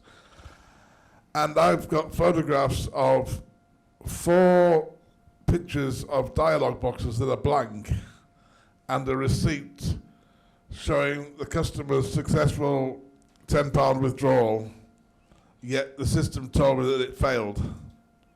So I gave the customer £10, but then I found out that I've lost that out of my pocket now. And that was within the last 3 years. Okay, yeah. Still rubbish. Right, so a question from the Q&A online then. So, Louise? Yeah, certainly. So we've got a number of questions. I'm just going to group 2 together because they're quite relevant. So one person, so Juliet has asked, did you receive any compensation? But also linked to that is, can the post office, is there any way the post office can be made to pay the money back to you that they're obviously coming from you? Well, I'll take that one. When we won our 2 civil cases back in, well, the last one was in 2019, we took a settlement of nearly £58 million. But to actually take that case to court, we'd had to find funders to fund our legal fees. And of that 58 million, I think there was 12 million left. The funders and our legal fees ate up the vast majority of that 58. And so I did get a share of the 12 million, but nothing like what it had cost me. I personally, because I've now had my conviction quashed, I'm now suing the post office for compensation, and I did receive an interim payment August, September time last year, a sort of down payment, if you like, and I'm actually meeting with my lawyers in about a week's time when we will prepare our full case and the full amount that we're going to ask for. Is it fair to say, I don't want to embarrass you, but a lot of people will be looking for 7 figures, and I can't imagine you won't be. Yes, I mean, it's hundreds of thousands of pounds. It's hundreds of thousands of pounds. Good. Should be more. We're only in this position, my lawyers tell me, because up until Christmas, the post office was broke. Absolutely broke, because all this adverse publicity and everything has affected its business, as you would expect, and it had forecast to make something like £42 million in the current financial year, and it's now forecasting that it's going to make either break even or make a small loss.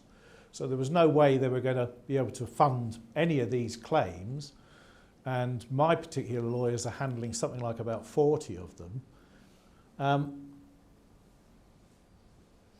But the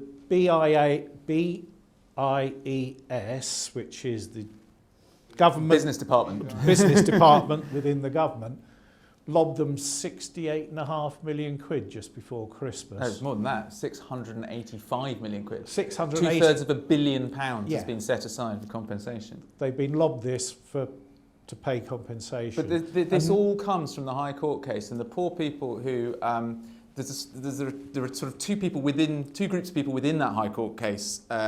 There were those like Tom who had convictions to be quashed, and there were those who were more like in Pete's position, who got threatened with a sack or who had forced to pay back money. The people who got the opportunity of having their convictions quashed are in line for being able to sue the post office for 7 figures of compensation per person. But there's a group locked into this small amount of compensation, 12 million between 500 and 55, who are unable to access what they really deserve, which is being put back where they would be had they not come into contact with the Post Office's punitive practices in the first place.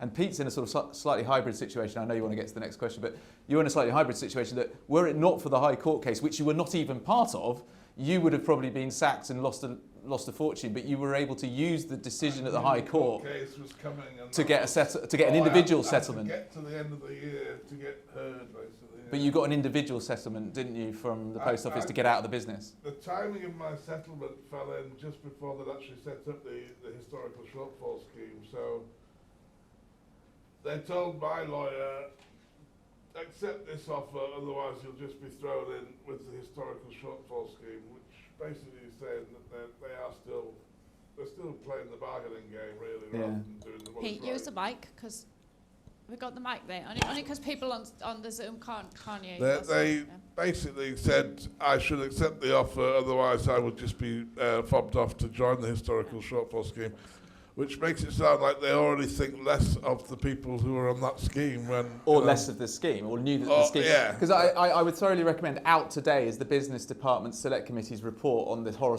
whole horror story of the compensation, including the historical shortfall scheme, and it has pointed out some severe misgivings about the functioning of it. 33 people have already died since joining that scheme, and those 33 hadn't seen compensation 2 years after the scheme closed for applicants. So there's another scandal brewing underneath all this, which is the delay and denial of access to justice, even once people have had their convictions quashed or been proved correct at the High Court. They resent the postmasters. They resent the postmasters for exposing all of this.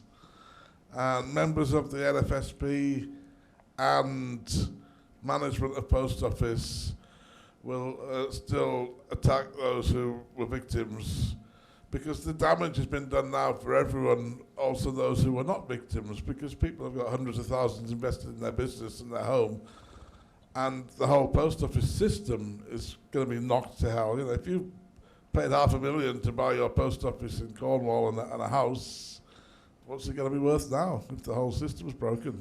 But I have a senior Post Office executive who didn't know he was being recorded as saying the postmasters who got off on a technicality. And it wasn't. It was ruled an affront to the conscience of the court, and their prosecution should never have happened. There is a cultural belief within the Post Office that still these postmasters are guilty, and they just got lucky. Yeah. Okay, and a little known fact about compensation as well. If you do get compensation and you've been in prison, they'll take, the government who pay you compensation for wrongful conviction, take your bed and board from that compensation for the privilege. I'm sure I'd say somewhere a bit better than HMP Longlartin if I knew that I'd have to pay back money for staying there and being wrongly convicted. But anyway, there's a question here, and I'll come to you after, Phil. Don't worry. So here's your question. Gentlemen, I'm one of the 555. Hi, Ian. Nick. How do you do? Ian Strawn. Nice to meet you. You know. Hi Ian, I've spoken to you. Oh, have you? You don't know my Twitter handle. I went through exactly the same, word for word. I can't finish Nick's book because it breaks me. I was left nearly £250,000 loss. I lost everything. I became that close to losing my home. The day the High Court bailiffs turned up, I tried to take my own life. I'm a single person. The auditors, I agree, were disgraceful. They were homophobic. They were disgusting. What I want to ask the gentleman at the front, when are the board of Post Office Limited, then headed by Paula Venables, the Reverend, going to be held to task? When do you think they're going to be in court for what they have done to us all, especially Paula Venables?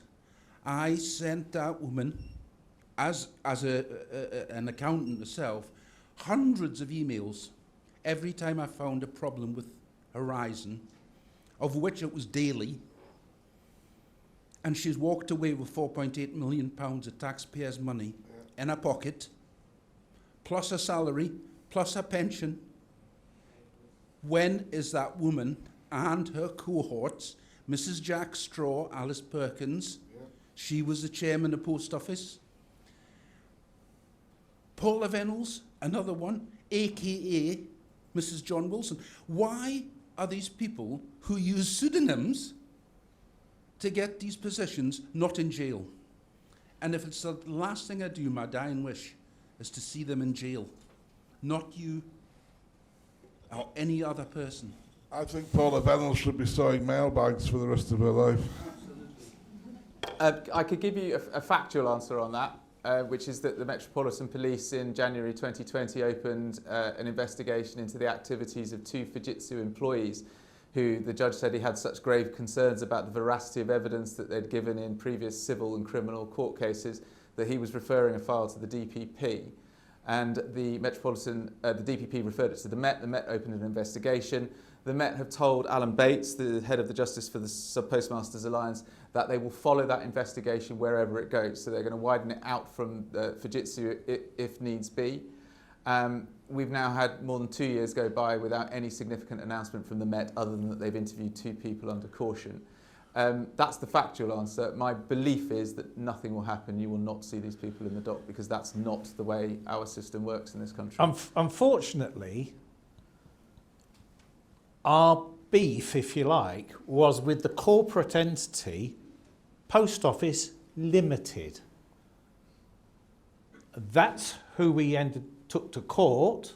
That's who prosecuted us. And it's corporate law within the UK that allows people to hide behind that. We all know that it's people that run companies, but they hide behind this corporate identity of a limited company or a public limited company.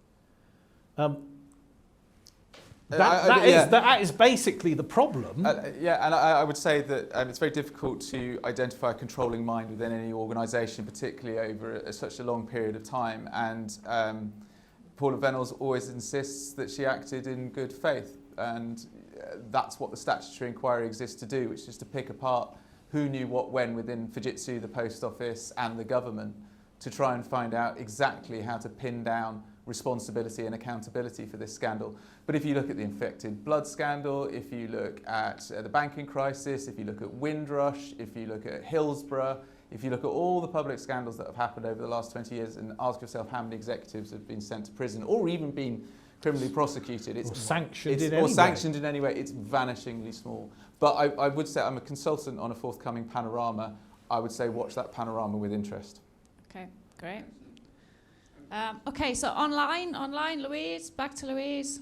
Yeah, certainly. So there's a question from Sushant, and apologies if I pronounced that correctly. I'm curious if the scandal with the Post Office leading to such devastation, did the Ministry of Justice not comment on the same? And if they did, what was their response? Ministry of Justice. So I didn't hear the substance of the question. Can you repeat that, Louise? Yeah, certainly. I'm curious if the scandal with the Post Office leading to such devastation, did the Ministry of Justice not comment on it? And if they did, what was their response? Well, I mean, the extraordinary thing about the Ministry of Justice is that when the Post Office was essentially going rogue, when it was being unchecked by government, who called it an arm's length organisation, so the business department, which owned the Post Office on behalf of the shareholder, didn't want to get involved in the operational decisions it made because it was an arm's length business, which I think is abrogating its responsibility as a shareholder. The lack of challenge from below by the National Federation of Subpostmasters, who swallowed the Post Office and Fujitsu's line on the efficacy of the Horizon system and decided it was much easier to throw individual Subpostmasters under a bus than it was in order to protect the brand as a whole, which I think is absolutely unforgivable. The thing that came out of all this is because the CPS weren't involved, because the police weren't involved, no one was keeping a tally of what the Post Office was doing. No one knew the Post Office was prosecuting people at the rate of 1 a week for a period of 13 years because no one was counting. So the Ministry of Justice has kept very, very quiet about all of this when it perhaps should have been looking at what its responsibilities were with specific regard to private prosecutions, which is what this was. And subsequent to Mr. Justice Fraser's final decisions, the Ministry of Justice Select Committee, so not the executive arm but the parliamentary arm, set up an investigation into private prosecutions, which recommended that they are much more tightly policed in future and counted. But the Ministry of Justice itself has been, I would say, notable by its absence over the last, 22 years.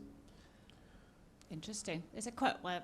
No, Nicola, you're going to have to wait your turn. There's a question up here. I'll come to you after. But I'm going to use. Actually, I'm going to butt in you before I hand over to Phil. Do you think that? Because I was talking about this in my lecture on Tuesday.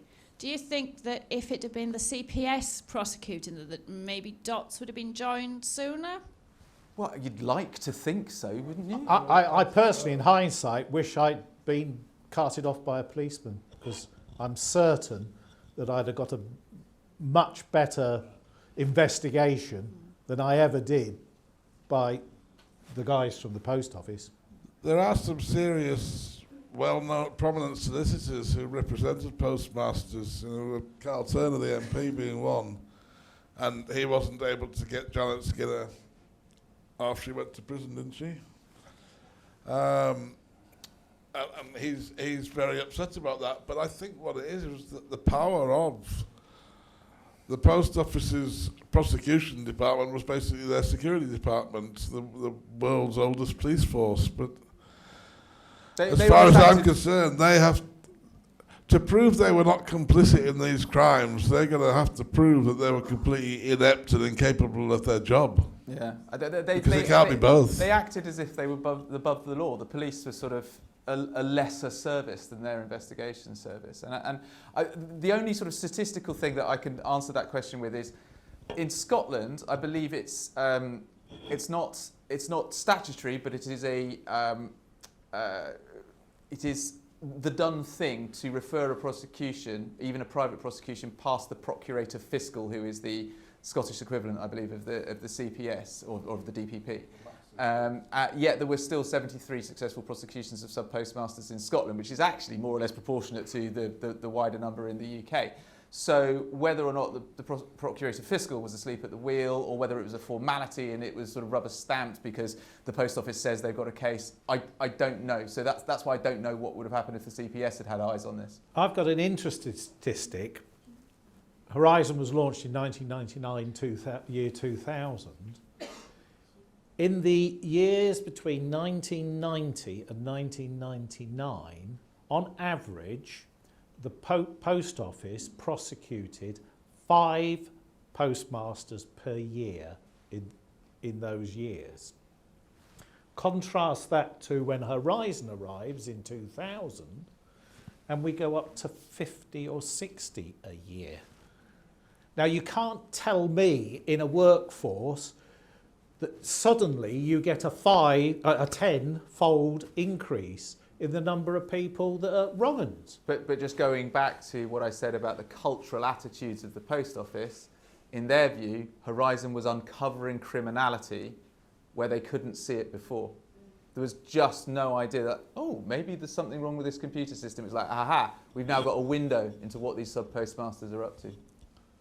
Problem with that, of course, is that suspense accounts were getting filled up with money that was being taken off postmasters, and nobody within Post Office knew where the money was missing from, because it wasn't. Hi, Phil Drake. Firstly, I'd just like to, I'm Director of the Justice Hub at the University of Manchester. Firstly, I'd just really like to thank you for coming along and telling your stories. They're incredible stories, and the resilience, and the bravery that you've really in adversity is absolutely incredible and very inspiring. Thank you. An observation and a question. Really, obviously you mentioned about Hillsborough. There's Hillsborough law being proposed at the moment where public officials can be held accountable for telling lies and not, telling the truth about things. That's been promoted by the Mayor of Manchester and the Mayor of Liverpool, and I would like to hear your thoughts on that. But also a question with regards to the Post Office. Are they still able to bring the prosecutions given the sheer level of incompetence that they've shown in relation to this? And is there any measures being put in place to bring the CPS into prosecutions and remove this power that the Post Office have over their sub-postmasters? Thank you. If I can answer the second question first, the Post Office has told Parliament that it will not be doing any more private prosecutions. I think that was to avoid it being removed from them. So that was the second question. In terms of a Hillsborough law, you remember the health and safety explosion in the 80s, early 90s? The reason the health and safety industry suddenly blew up and everyone started moaning about, oh, it's health and safety gone mad, was because company directors, through health and safety legislation, were made personally responsible for criminal prosecution if their working practices were unsafe at any part of their purview. So suddenly all these directors realised that they had the prospect of going to prison or being criminally prosecuted if people got injured or were unsafe at work, and they made sure that this entire industry was created to making the workplace a safer place to be, i.e. the legislation worked. Now I have a theory of path of least resistance. Most human beings, given the opportunity, will always choose the path of least resistance. At the moment, being a whistleblower is far harder than covering your backside, doing whatever the company culture suggests you do, and just keeping your head down and getting on with it. What we have to do is either make it easier to be a whistleblower, so to completely protect you in order to put your hand up and go, something is going really wrong at this company or within this IT system or at this organisation. Or we have to come up with some kind of law that would say decisions made in bad faith that lead to bad outcomes, that were known to be potentially bad outcomes, could see you criminally prosecuted, might create that path of least resistance. So someone goes, oh, hang on a minute, I need to have a really good think about this, because if we do this, then I could end up in the dock. And until executives are thinking that on a daily basis about the decisions they might make that lead to cover-ups and stopping access to justice when things go seriously bad like they did here, then they'll just carry on happening. So how you frame that kind of law is really, really tricky territory. But I think people have to believe that you have to make it easier for people to do the right thing, because they won't do it if it's remotely harder than doing the easy thing. Yeah, good. Yep, great. Good questions, Phil. Question online then before I come down to Nicola. Louise? Yeah, so Carol asks, will there be an inquiry into the actions of the prosecutors / lawyers / post office prosecution / auditing teams? It seems that the legal profession should surely, if no one else, have noticed these mass prosecutions. I'm sure I saw something the other day where the solicitors, Solicitors Regulation Authority. Yes, Solicitors Regulation Authority have started to look at certain lawyers involved in this case. You're absolutely right. I'm laughing because it's so mealy-mouthed the way they describe it. They've not opened a case. They no. Heaven forfend. They've just started to perhaps lift. And they said they started in April last year but didn't tell anyone. Now they've told people that they started looking at it in April last year, but they're still just looking at it. They haven't launched an investigation because apparently that has certain legal ramifications. So at the moment, the SRA has taken 10, 11 months to get to a point where they're still looking at things.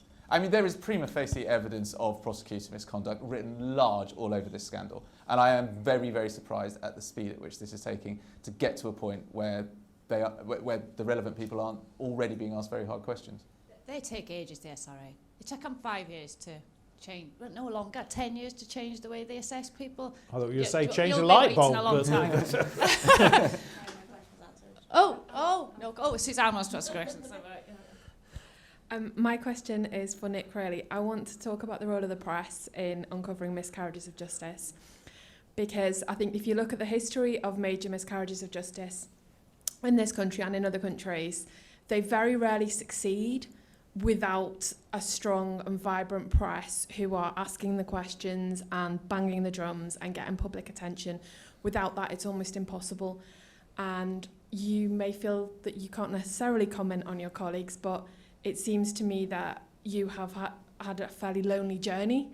We've heard about Computer Weekly, I think it is, who've also covered the story. The Private Eye magazine has written about it, but not nearly enough and not nearly publicly enough. You've got there in the end, but there are an awful lot of other cases around the country where people can't get that coverage. So what would you say about the role of the press in helping to uncover miscarriages of justice and whether or not it's taken seriously enough? Well, it goes back to what I initially said when I first stood up. the media can just put a bit of light and heat on things. If ministers, if politicians know that the media is bringing it to the wider public's attention, you see the mental calculations they're doing. So, well, this is reaching my voters who will want me to do something about it. So it just basically lights a fire under people. So it doesn't matter whether it's miscarriages of justice or anything. If the media can get attention on a story, or a journalist can have the opportunity to shine a light on a story, and there are journalistic processes which hopefully ensure that that process is rigorous and robust, then it can move things on. But, I mean, I don't know enough about other miscarriages of justice to comment, but, I mean, it's obvious that if media I mean, you know, this story had an absolute nightmare, because just as it was coming to the boil, we had Brexit and then we had COVID. And so there's a huge layer sitting on top of even the most widespread miscarriage of justice in UK legal history to even get people's attention. And by the time you're halfway down a broadcast news bulletin, they start to sort of get towards skateboarding dog territory. You know, there's like, we don't want another knotty, difficult to explain middle section when we've just dealt with COVID.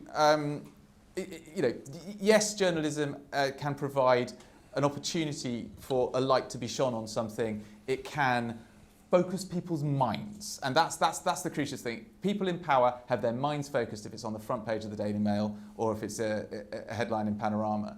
But I don't think it can do much. Can it do more than that? See, I'm not a campaigning journalist. I am a broadcast journalist. I come from an objective tradition of doing everything I can to uncover the facts and then presenting them in the public interest. I mean, Amelia Gentleman is a brilliant example of a campaigning journalist who worked hand in glove with the relevant lawyers and individuals directly affected to bring the Windrush scandal to light.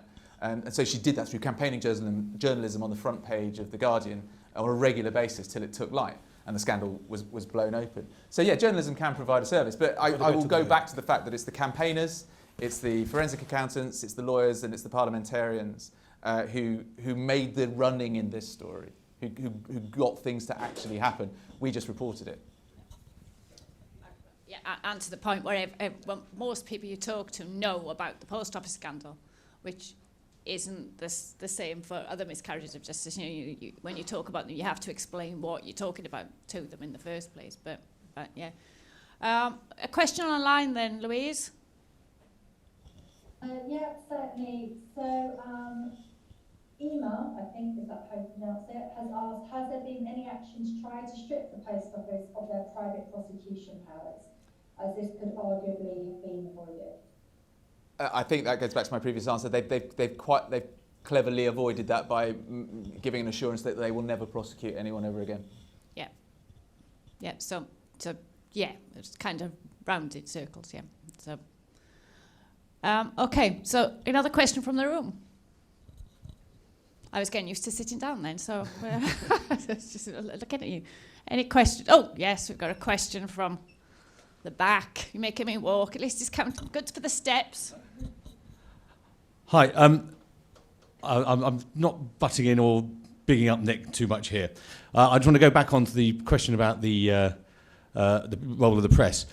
One of the things that Nick has done, I say I'm publisher of the book, one of the things Nick did was he crowdfunded an awful lot of his journalism, and that's what made him so independent and gave him the chance to really get to the bottom of this story, which is a tremendous credit to Nick. But also I think maybe it shows how journalism might develop in the future. Well, people can get people, he's made huge amounts of use of social media, got lots of people on his side, and helped his journalism that way. So I think I just wanted to add that there is, as you said, Claire, a lot of people didn't know about this story. It didn't get the mainstream media coverage that it really deserved until probably about this week. So I just wanted to mention that part of what Nick has done maybe has shown the way in which some forms of journalism will be supported in the future, and maybe the way in which you have to uncover things like this as well. I will have a quick question as well. Do you think the statutory inquiry is going to achieve its purpose? What do you think, Pete? I fear it won't. But this also depends on what everybody's opinion of what its purpose actually is. I still fear that post office are not playing ball right across the board. I honestly, as I've said before, I think pretty much every post office employee, apart from one or two working in Crown offices or cash centres or remote areas, most people working in admin in post office will have experienced this firsthand with their own eyes and ears, and not one of them is speaking up, which means you're essentially looking at thousands of people who are guilty of either taking part in the crime or choosing to keep their mouth shut about the crime. And so that's the reason post office are dragging this all out so long, is to try and protect every single person on their books. The culture of these auditors when they come into your branch is nothing short of schoolyard bullies. The auditor who put me back into Hope Farm after my suspension, when I said to her, you know, this caused me to have a stroke, don't you? She said, well, you better get yourself a lawyer then, hadn't you? Just like that, immediately. Attitude. The auditor who was there at Hope Farm the day I was suspended, I said to her, well, I say the auditor. No, when I was stopped back in, it was just one. When I was suspended, there were three of them there, but the lady who was the chief of the three of them, there were two ladies and one man. I said to her, you do know the former owner of this branch took his own life as a result of this, don't you? And she scoffed and said, well, I hope you're not going to be thinking of doing anything like that then. And I said, no, I have no intentions of taking my own life. I said, but I have been there. But the fact she said that, and the auditor who came to the 6 months later audit at Grove Road Post Office, where my wife operated, and it was actually the day after my father's funeral and I was driving back from Scotland, demanded that my wife explained why she had a £2,000 surplus and said, are you holding money for somebody else? Why have you got £2,000 that you shouldn't have? And they checked the safe once more, and the money had been counted correctly, and then my wife checked the note that the auditor had scribbled on the counter on a piece of paper. 6 plus 4 plus 4 equals 16. These are supposedly qualified. They're not. These are people who've just kept their heads down in jobs for post office and been promoted by default. None of them are qualified. None of them are very good at maths, clearly. And they bully postmasters. And amongst some of the post office people and NFSP people, even in the last couple of years that I've seen on social media, some of the comments, they blame the victims for exposing this as opposed to applauding them for revealing it. It's unbelievable. Could I sort of be as a journalist and supplement your question and ask it of Tom? Yeah. Tom, what would justice from this inquiry look like for you? Do you think it will happen? I'm not a vindictive man, but I just would like the people that made these horrendous decisions to actually acknowledge it. I don't particularly want to see Paula Venel's sent to jail, but I do want her to acknowledge that she got it wrong. And various other, because I mean, she was only there for part of the time, and there are others. I mean, I'm sure I saw a year or two back, questions were asked of one of the government departments, and in reply, they said, well, it's going to be very difficult to apportion blame because it's gone on for so long and lots of people were involved. Well, I'm sorry, but that's not the right answer. You know, but I would just like them to actually acknowledge, actually to be there. Well, on that note, I think I can't think of a better note to end on than that. That somebody needs to say sorry and acknowledge that they got it wrong. And thank you so much for speaking. And we'll all be around anyway to have a chit-chat over some drinks. Thank you, Nick. Thank you, Peter. Thank you, Tom, for sharing your stories with us, particularly to you, Peter and Tom, because as you know, I'll just exactly what Phil said. He said it much more eloquently than me. So thanks again, and I think we'll end with a round of applause for you all. So thanks.